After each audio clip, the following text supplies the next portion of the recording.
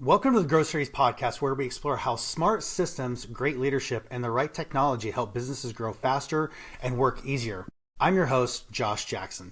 For almost 20 years, I've followed a simple idea of high tech, high touch. I build AI powered systems and marketing systems that make things run smoother, create better communication, and help teams perform at their best without more stress or confusion.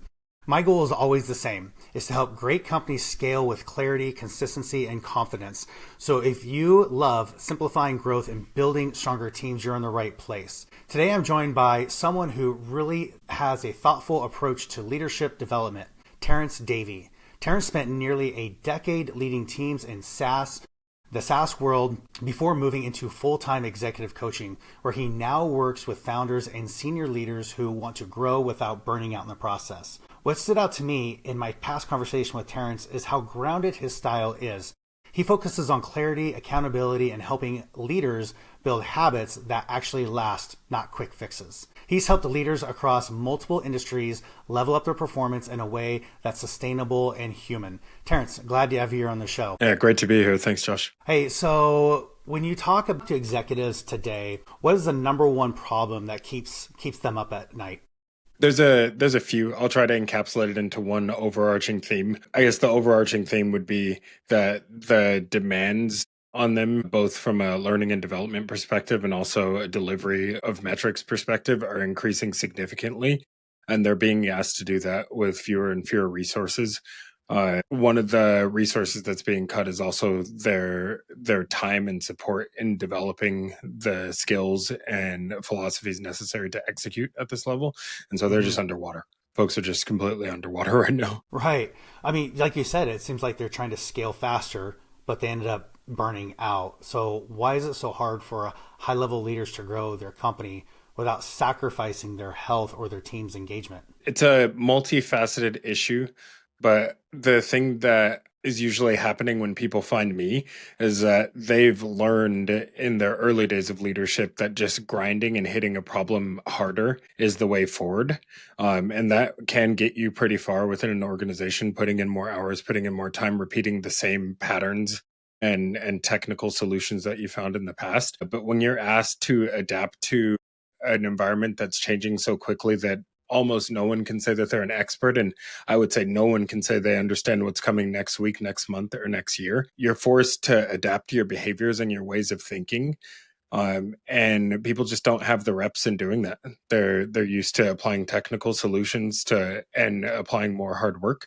They're not used to like digging deep into their assumptions about the world and changing how they behave. I mean, you've had a personal experience where you pushed yourself too hard and ended up hospitalized, right? So can you share how that moment completely changed the way you think about leadership and success? Yeah, absolutely. When I talk about, yeah, leaders do this thing, they just grind harder. I'm really talking about myself. That was how I learned. I think it really started with even playing football or in other sports when I was younger. Just like hearing phrases like pain is weakness leaving the body. It's all I've just heard this too. push harder. Yep. Yeah. Yeah, it's such a common experience that folks have. But yeah, that's what I was doing. I was in an awesome company doing great work, and I had the opportunity to move into a director position very early in my leadership journey, and a true director position, leading leaders, leading a relatively large team that was managing the majority of the company's revenue. And didn't really have any role models or mentors or coaches to support me. And so I went to my toolkit which was work harder, work longer hours.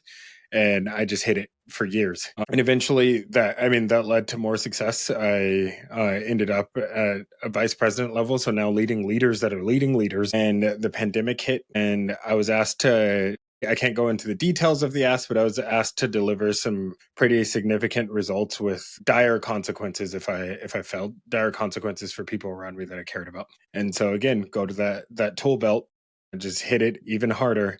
And I found myself, especially during shelter in place, and just working at home at my desk in my living room, 60, 70 hours a week consistently for about a year and a half. And thankfully, I delivered the results that were asked. And so I was rewarded with even more work and larger scope.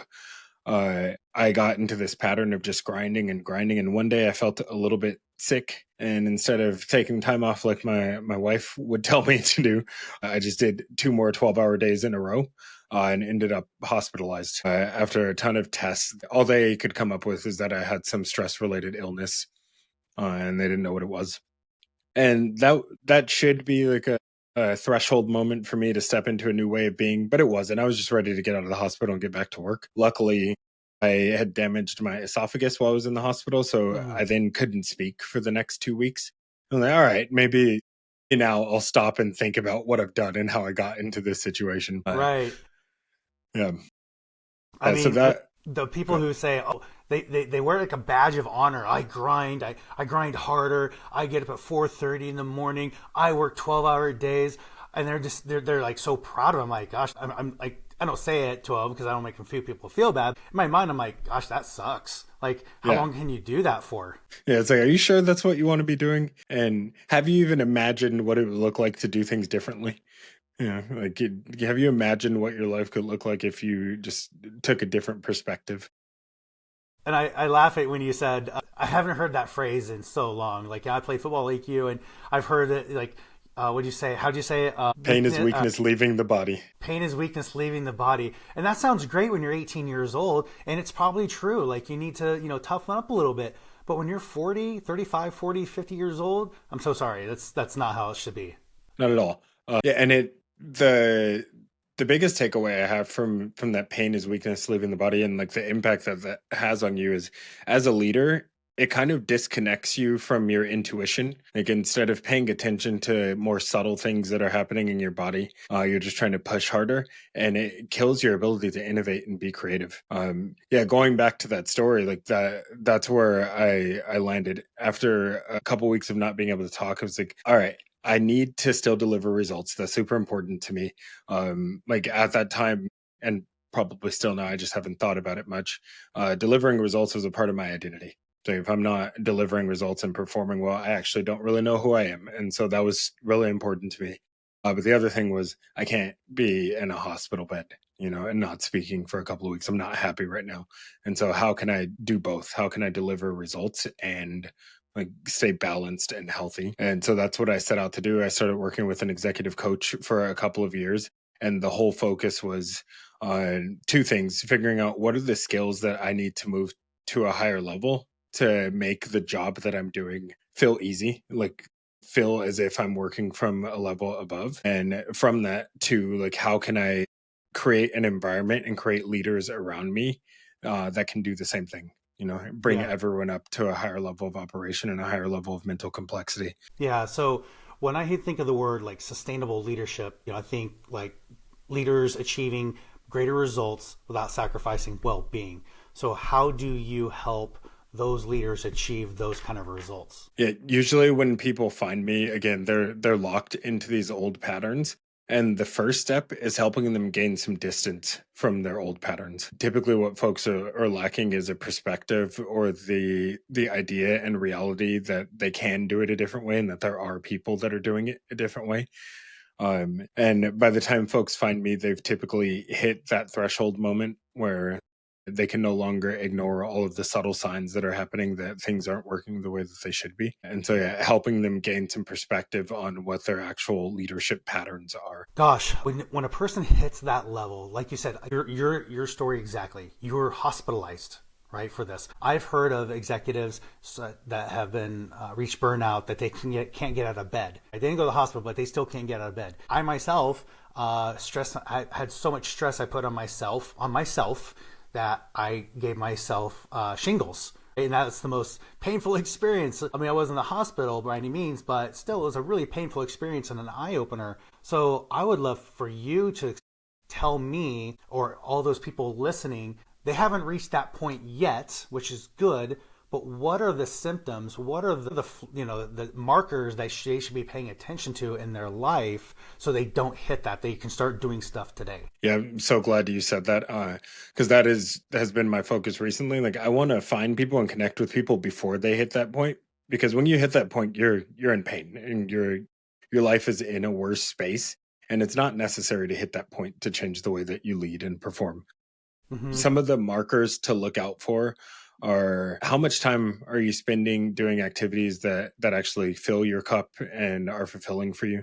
Like, are you going to the gym? Are you spending time with your family? Or are you at the dinner table responding to emails and texts and not really listening to the people around you? Do you go out with friends? Do your friend understand the kind of stress you're under at work? Do you actually talk about it? Those are really huge. Are you having trouble sleeping? Are you getting the Sunday Scaries? I think most people know what that is, but that Sunday night where you're sitting there thinking about the work that you have to do the next day instead of actually relaxing, watching some football with the fam or something. Uh, if you're picking up those symptoms, you're on the path to burnout if you don't change something. Mm-hmm.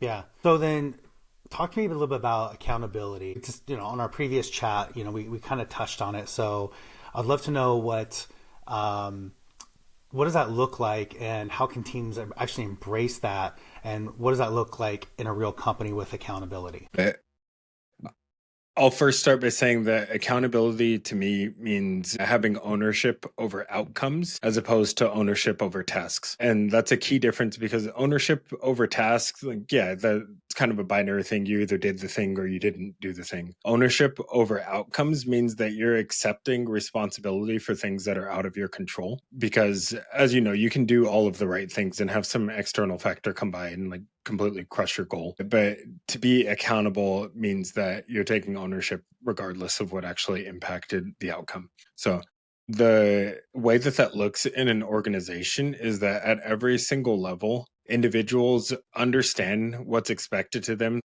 of them, understand how that ladders up to company goals and why we're doing the thing that we're doing. And they are empowered to be accountable, meaning not only are they accountable to the results, but you give them the freedom and encourage them to try innovative and creative solutions that might not work. Mm-hmm. And that sounds pretty straightforward. You think about that on an individual level, especially as a business owner. Of course, you have to try new things or you keep getting the same results. But there's a lot of resistance within organizations to truly give freedom, which is required to drive accountability, because at some level you do lose control. And Mm-hmm. it's an interesting balancing act of how much control you're willing to give up to unlock the creative freedom and innovation of your teams and actually drive the accountability that you're looking for. Right. Yeah. I mean, you can only grow if you're going to wrap your arms around your company. You can only grow as big as your arms are. At some point, you have to relinquish the control and trust in your team that they're going to do a good job, better than you. Right. Mhm. And then that's where good hiring good people comes in too. And that's a skill in itself, is hiring good people. But you gotta let go. Otherwise, you're gonna stress about everything, and you're gonna hold your company down because of you. Right. Absolutely. Hiring good people and also giving them the power and authority to do the job that you're hiring them for and help them co-create the sandbox that you're playing in and experimenting in. Like, let them do the work that you want them to do. Yeah, I had a wise mentor once told me that you want to replace yourself. As counterintuitive as that sounds, you really want to replace yourself with people that are better than you to do the job that you are doing. So you can go on and do other jobs that are probably more important. But please share, if you have one, share a story with a company that you've worked with, either on leadership, accountability, or burnout. Like what was going on in their life? What did you do, and where they're at today? Yeah. There's two that are coming to mind, but Share them one both. It's of fine. yeah, I think one of them is a bit more important and a bit less talked about publicly, at least. But I had a client who's a super high performer, but was reporting to someone that, oh, I can't say this 100% because I'm not a psychologist and I've done no testing on this person, but they meet all of the criteria, at least from a secondhand perspective, of being a narcissist, uh, meaning that they are more interested in protecting their own narrative of themselves than they are in actually delivering on results and supporting the people around them. And so Hmm. I, it's tough to work with a narcissist in general. And if you work with executives or you're at the executive level, unfortunately, you're probably going to encounter some percentage of them. Like, executive roles or high power roles kind of self select for narcissistic traits. Hmm. But reporting directly to a narcissist is like being in a cage. Yes. And so the story with this person is that they had arrived at a space where their entire life, their thought processes while they're at home with their family, or their thought processes when they're at work, were more centered around how they would be viewed or judged by their boss than on the results, Hmm. which naturally led to them having decreased results. And so the work that we did together was decentering their boss in their developmental path and instead centering on their own values and philosophies about what great leadership and great performance looks like.